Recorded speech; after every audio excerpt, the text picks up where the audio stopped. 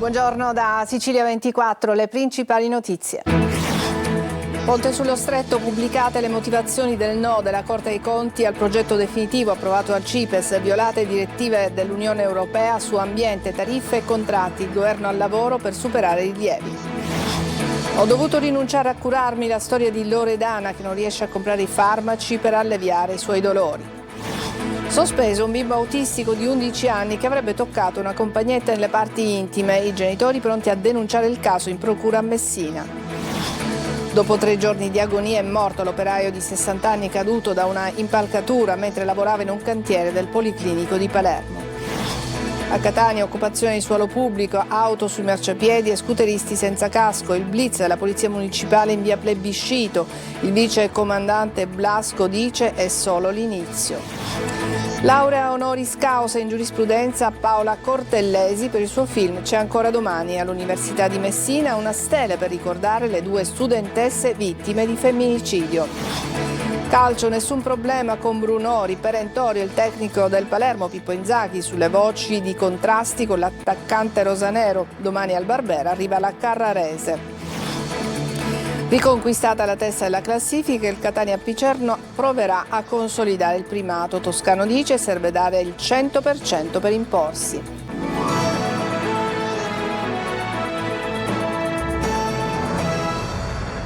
Bentrovati, in apertura parliamo del ponte sullo Stretto di Messina. Sono state pubblicate le motivazioni del no della Corte dei Conti al progetto definitivo approvato dal CIPES. Sono state violate direttive dell'Unione Europea su ambiente, tariffe e contratti, ma per il governo ci sono ampi margini e il Ministero dei Trasporti è al lavoro per superare i rilievi.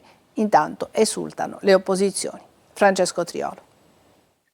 Violazione dell'habitat naturale delle norme europee sugli appalti, oltre il mancato parere dell'autorità di regolazione dei trasporti sul piano tariffario.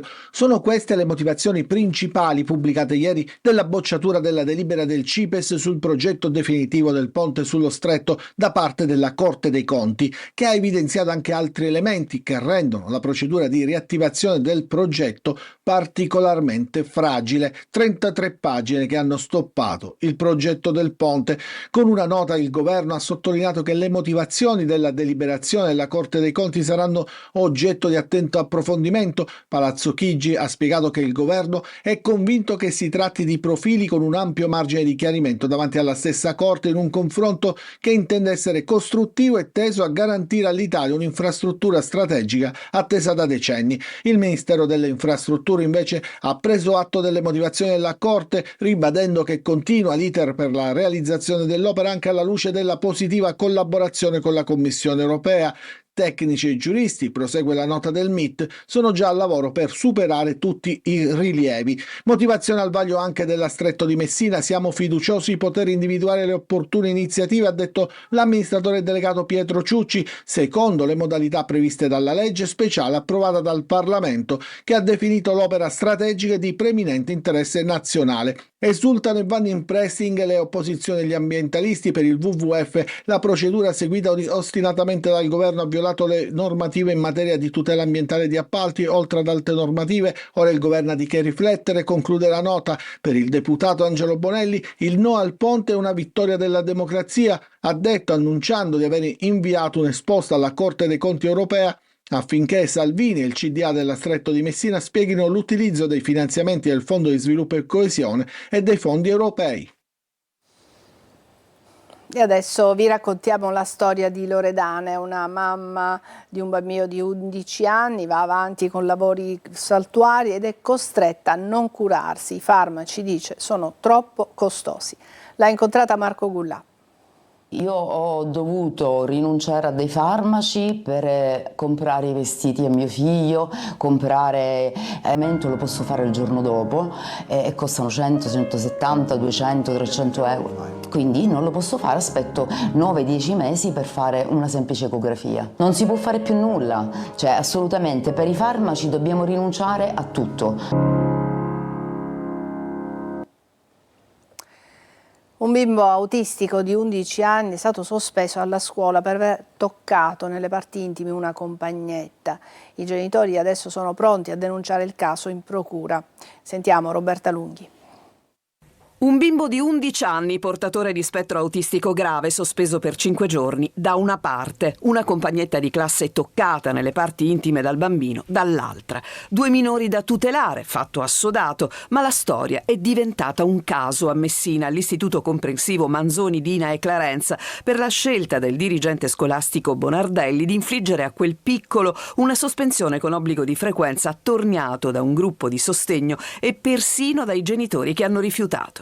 Per il garante dei diritti dell'infanzia del comune di Messina, una cosa incomprensibile. Non è possibile proporzionare e comprendere un provvedimento del genere nei confronti di un ragazzo che non ha la percezione del provvedimento ricevuto.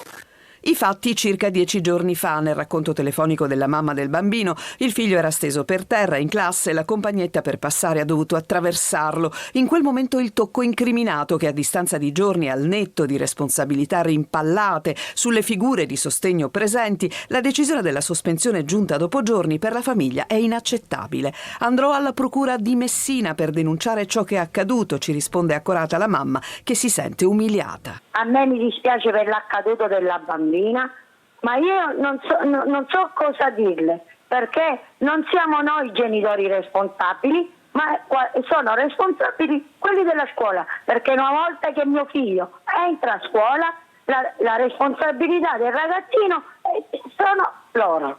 In una lettera congiunta il garante dell'infanzia Amante e quella dei disabili Tiziana De Maria hanno chiesto la revoca della sospensione. Dal canto suo il direttore scolastico provinciale Zingales comunica di essersi tempestivamente attivato, richiedendo la relazione su quanto accaduto al dirigente scolastico. Il bimbo, che in quella scuola ormai è inserito da 6 anni, oggi era in classe, con il peso di una sospensione che per lui di certo un peso non è.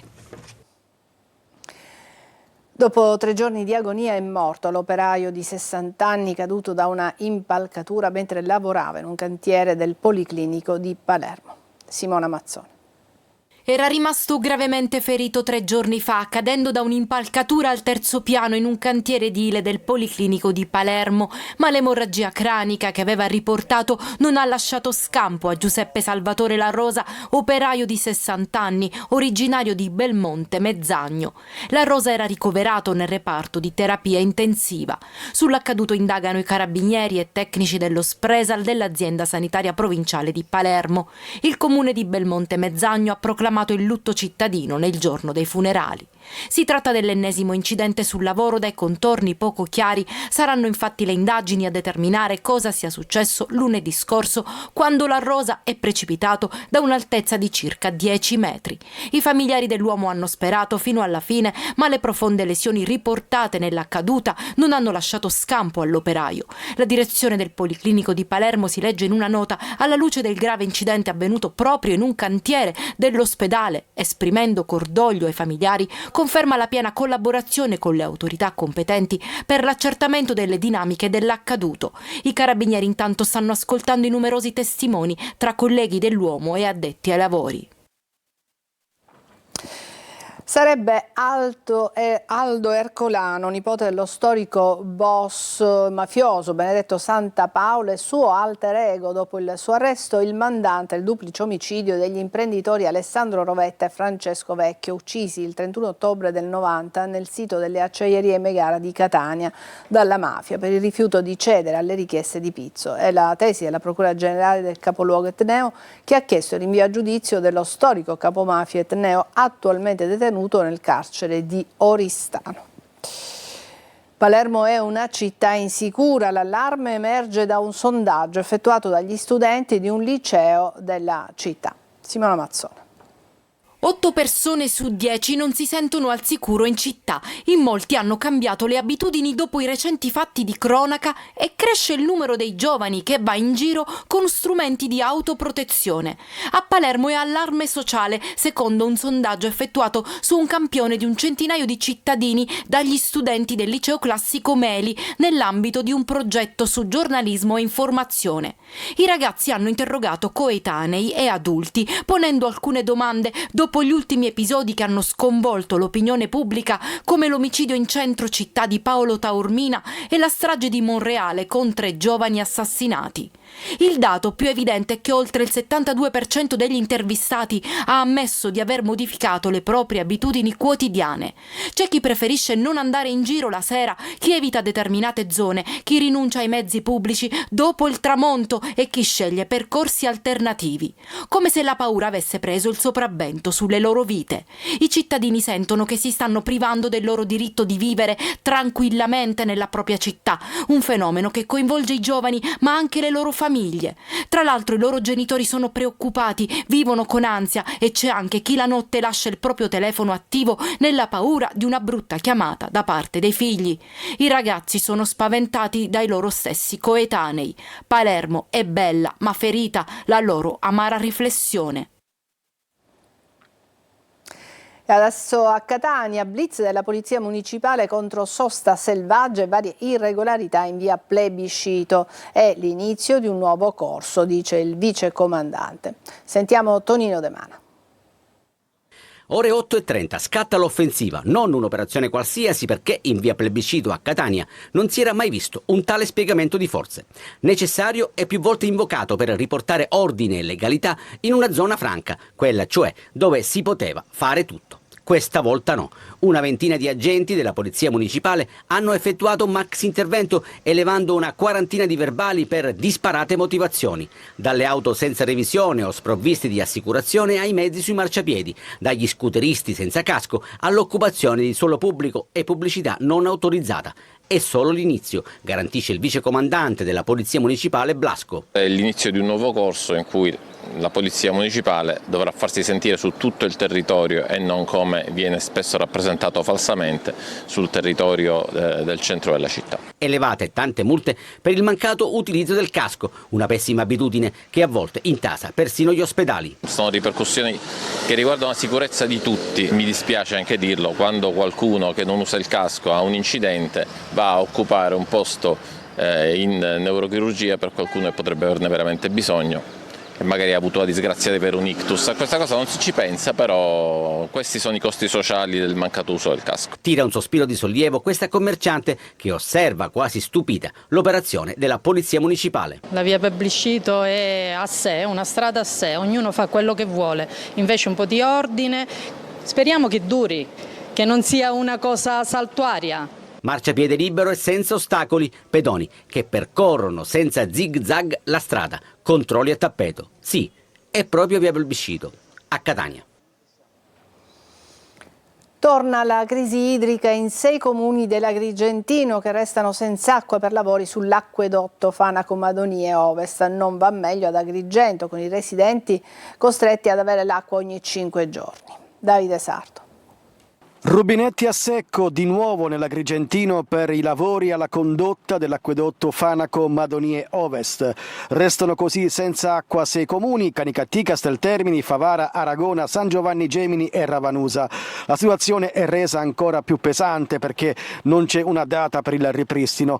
Non va meglio ad Agrigento, dove si continua a soffrire per la condotta Colabrodo, con turni per l'erogazione dell'acqua si patiscono anche 5 giorni. Intanto ieri è arrivato l'intervento da 20 milioni di euro della Regione. Il presidente Renato Schifani ha incontrato i vertici di AICA per affrontare il nodo dei debiti verso Sicilia Acque e il rischio di nuove interruzioni e garantire continuità al servizio. Altro nodo riguarda i comuni morosi che dovranno attivare un piano di rientro. E anche qui AICA, che non riscuote i soldi di 4 sindaci importanti per un totale di debito di 8 milioni di euro. Cosa intende fare per evitare che anche qui ci sono i furbi, come alcuni sindaci che non pagano l'acqua che prendono per la propria collettività? E la crisi idrica non risparmia neanche il trapanese. Coldiretti Sicilia denuncia anche ieri a Castelvetrano le paratie della diga Trinità sono state aperte disperdendo acqua preziosa per l'agricoltura. Proprio come ad Agrigento manca un sistema efficiente. Coldiretti chiede di creare reti di raccolta per far arrivare l'acqua dove serve e fermare gli sprechi. Adesso una breve pausa, a tra poco.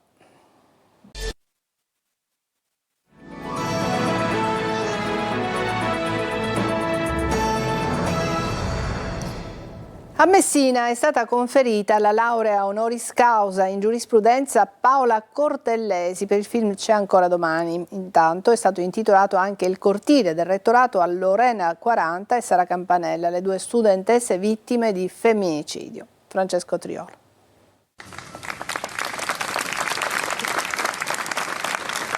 Un dolore che non sarà mai cancellato, un dolore scolpito in quelle due frasi di Lorena 40 e di Sara Campanella, che da oggi sono nel giardino del cortile del rettorato dell'Università di Messina, due studentesse che a distanza di 5 anni hanno visto spezzata la propria vita dalla furia di una mano omicida. Le lacrime dei genitori hanno raccontato lo strazio che vivono ancora.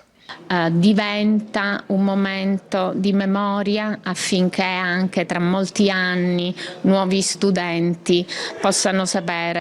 La commozione durante l'intitolazione è anche di Paola Cortellesi, che aveva appena ricevuto la laurea honoris causa in giurisprudenza in una giornata che l'università ha voluto dedicare alla lotta contro le prevaricazioni, contro la violenza e per i diritti delle donne. Con C'è ancora domani desideravo compiere un viaggio nel passato perché risuonasse nel nostro presente, perché fosse chiaro come, nonostante gli evidenti progressi in termini di tutele e diritti, le dinamiche che caratterizzano un rapporto di coppia che ora definiamo tossico non siano cambiate. Un film, ha aggiunto la Cortellesi, dedicato a tutte le donne che stanno cercando il proprio spazio e il proprio valore, ai ragazzi e alle ragazze che impareranno a difendere ciò che è giusto. A Catania è stato presentato Gioia Mia, opera prima della regista palermitana Margherita Spampinato, storia di zia e nipote e dei loro mondi diversi che si incontrano in una Sicilia senza tempo. Tra i protagonisti la bravissima Rory Quattrocchi. Eva Spampinato. Qual è il wifi? Nessun wifi. Nico è un ragazzino di 11 anni che viene catapultato nella Sicilia senza tempo della solitaria e religiosa zia signorina Gela, una straordinaria Rory Quattrocchi, che in casa non ha tecnologia, elettrodomestici, connessione ad internet. Aspetti, non arrivavo. L'estate forzata che li costringe sotto lo stesso tetto diventa un campo di battaglia fatto di silenzi, riti antichi, leggende di spiriti, ma proprio nello scontro nasce un legame inatteso che obbliga entrambi a guardarsi dentro. Nico, Marco Fiore, affronta i suoi fantasmi, Gela i suoi ricordi congelati. Una zia zitellina che chiaramente viene un po' disturbata nel quotidiano, con le sue belle abitudini di donna sola col suo canuzzo, ma tutto sommato generosa, si presta. Io non l'avrei fatto. È chiusa, deve rimanere chiusa. Perché c'è qualcosa da nascondere? Gioia Mia nelle sale dall'11 dicembre è l'intensa e delicata opera prima della regista palermitana Margherita Spampinato, con cui al Festival di Locarno ha vinto il premio della giuria e il Pardo per la migliore interpretazione femminile ad Aurora Quattrocchi. All'estero sta andando molto bene il film perché sta andando in tantissimi festival, quindi è stato in Corea, in Francia, in Spagna, in Grecia, a Budapest, insomma veramente una gioia, come dice il titolo. Gioia Mia è una storia che esplora ciò che resta quando il rumore del mondo si spegne e si impara finalmente ad ascoltare. C'è una bellezza in questo essere liberi e veri. Ognuno non vuole insegnare nulla all'altro, cioè il bambino non è così tanto prepotente, semmai si lamenta, e la zia non impone proprio niente, semmai pensa di andare incontro per far uscire qualche cosa di umano da questi esseri che oggi di umano non hanno forse un granché. Solo con me. Solo con te. Adesso facciamo una pausa e poi il calcio.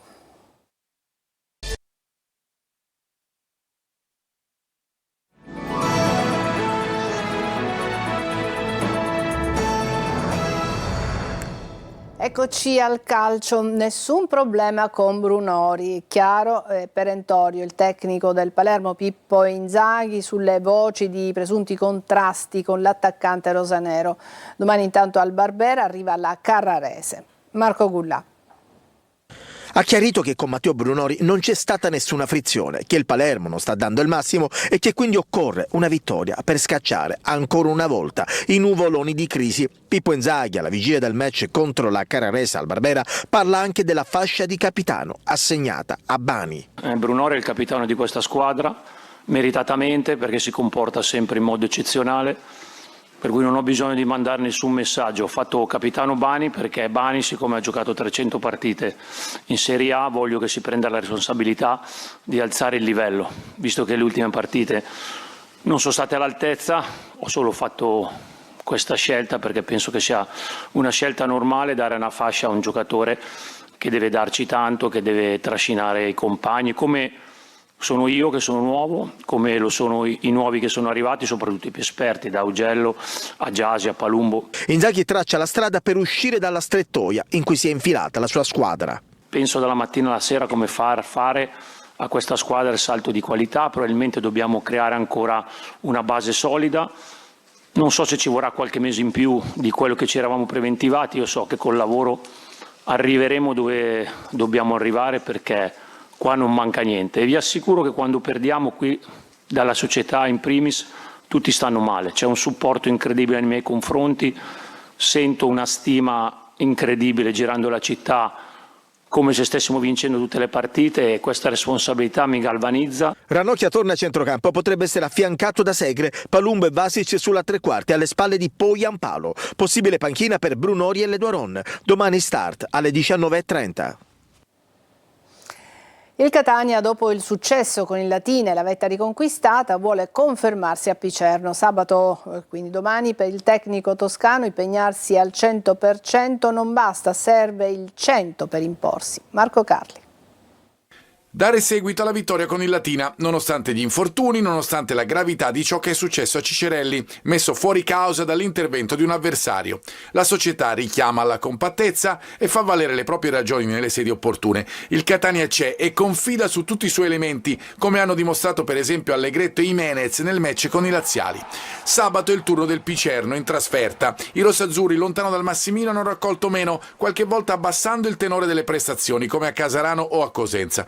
Toscano fa quadrato, il Catania è lì, in testa alla classifica e vuole restarci. Noi non dobbiamo entrare di nuovo nel campo di partite che noi abbiamo affrontato con un livello più basso del nostro solito livello, che sia Casarano, che sia Cosenza, che sia Cerignola, ci hanno dovuto insegnare qualcosa. Il 90% non basta della nostra prestazione, sotto tutti i punti di vista, devi fare il 100%. La formazione post-infortunio di Cicerelli ha dato garanzie contro il Latina, ma Toscano confida sul ritorno di Quaini. Quest'ultimo potrebbe giocarsi il posto con Allegretto, mentre dovrebbero essere confermati Corbari, Jimenez e Forte. Cosa che ho detto oggi ai ragazzi, che per sopperire a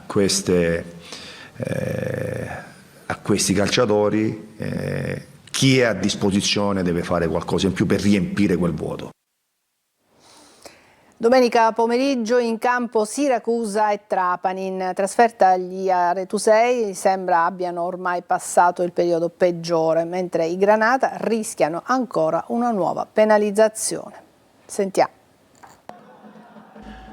Un clima decisamente più sereno, la voglia di continuare a muovere la classifica. Il bagaglio che il Siracusa si porterà sull'aereo per la Lombardia è fatto di motivazione ed entusiasmo. Domenica contro l'Atalanta Under 23 la squadra allenata da Marco Turati vuole continuare lungo la striscia dei risultati positivi dell'ultimo periodo. Il tecnico può contare su tutti i giocatori, non c'è alcun squalificato, e la buona notizia è anche quella che Alma ha ripreso ad allenarsi con la squadra e seguirà quindi il processo di avvicinamento al rientro in campo dopo l'operazione al crociato.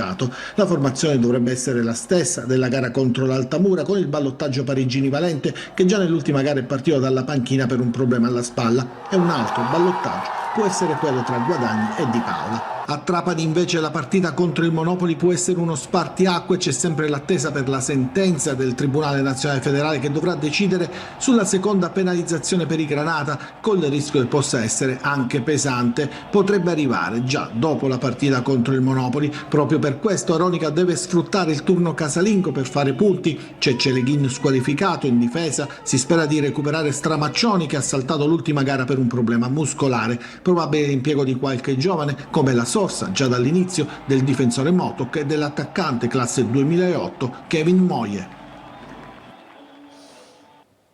Ci fermiamo qui, è tutto per questa edizione di Sicilia 24. Grazie per averci seguito, buona giornata.